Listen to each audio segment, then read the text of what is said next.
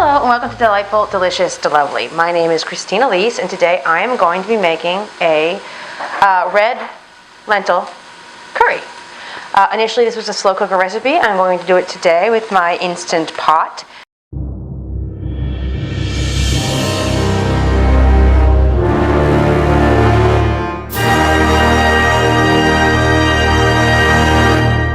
But in the notes below will be a link to my blog that will have the recipe for this in a slow cooker as well. And maybe even stovetop, I don't know, we'll see. But what I've done so far is I have a tablespoon or two of coconut oil in here on the saute setting. And I am sauteing one small onion that I diced. In just a few minutes I'll be adding basically everything else that I need to add to this recipe all in one fell swoop. I am not going to add any vegetables to this, primarily because I don't have any. All I have is carrots, and yeah, fuck the carrots. I'm just going to go with straight lentils, and it's a red coconut curry actually. I'm using some coconut milk. My original recipe for this was slow cooker, like I said. It also was for a bigger quantity, for about twice this amount. I just don't need to be eating red lentils for 3 weeks, so I'm making it a smaller amount. All right, let's see. All right. This is how I'm going to add the rest of the stuff. So here we have 1 or 2 tablespoons of coconut oil or vegetable oil or olive oil, whatever you prefer to use. I'm going to add about two garlic cloves, what amounts to about 2 garlic cloves to that. And then I'm going to add a teaspoon of ground fresh ginger. I love to buy it in this big giant jar. I'm going to go heavy-handed with this. I'm going to go with a tablespoon because I really like ginger. But the recipe I made before called for less than that. I'm just winging it now. But anyway, like I was saying, this gigantic jar of fresh ginger is so much more convenient than having to deal with those peeling and shredding ginger on that little fishy thing that they make for that purpose. I'm going to add about 2 tablespoons of red curry paste. I'm going to call that 1. I'm going to call that 2. And as you can see, I'm not super anal about my measuring things.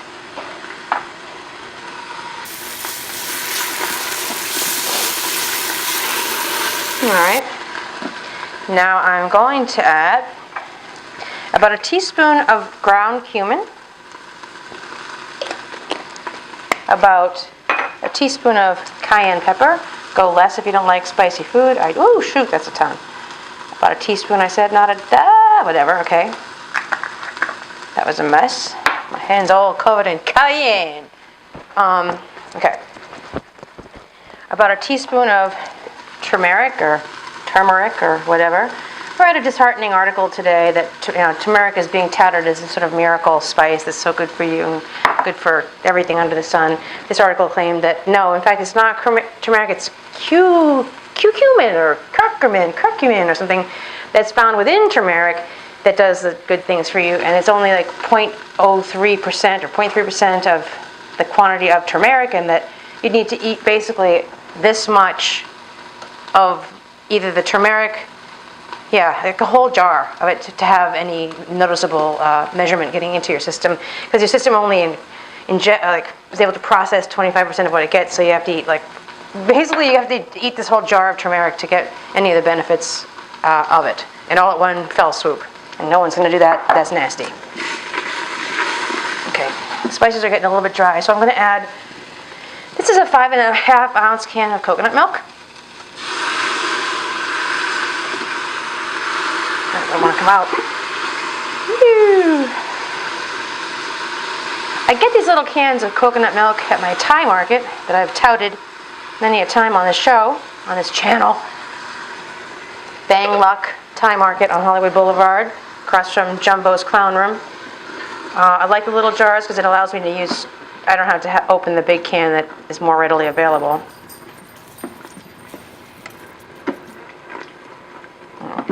Already looks ridiculously yummy. I have another spice I have to add, about a teaspoon of garam masala.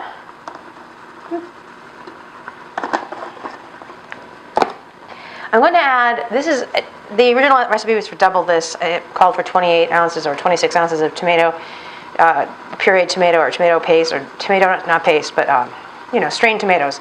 I'm using a can of Rotel. It's a 10.5 ounce can. It's going to have to do. It's a little bit less than half of what the original recipe called for, but don't think it's going to matter that much. Okay, I'm going to add a pinch of salt to this. Not too much now, but add about a teaspoon of salt to that. I'm going to add, this is 1.5 cups of red lentils.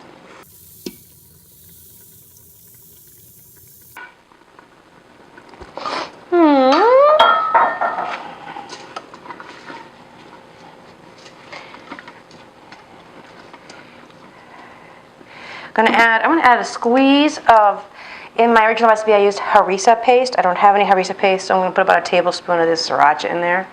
I like my stuff quite spicy. And finally, I'm going to add 2 cups of water. I have been having quite a time of it experimenting with this Instant Pot, adding too much water, more. I never add too little water, but occasionally I add too much. Better to, it's not a problem though, when it sits and stews a little bit, cooks down, it works out, so. All right, so now what I'm going to do is put the lid on this bad boy.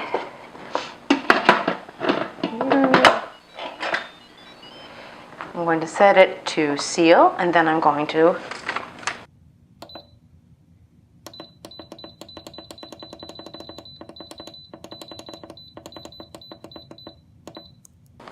set it for 10 minutes, and that's that. I'm going to come back in 10 minutes.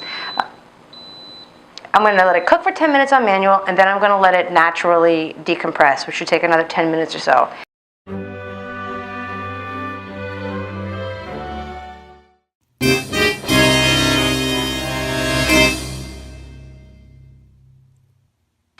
Okay, I did the 10 minutes and I let it decompress naturally, and it looks like that.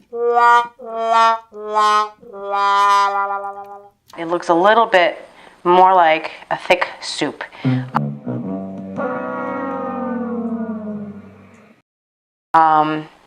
So what I'm going to do with this is add a little bit more, add a little water to it and make it into a thick soup. Obviously 10 minutes is too long for red lentils. I looked at I gotta say I'm frustrated because I sort of research.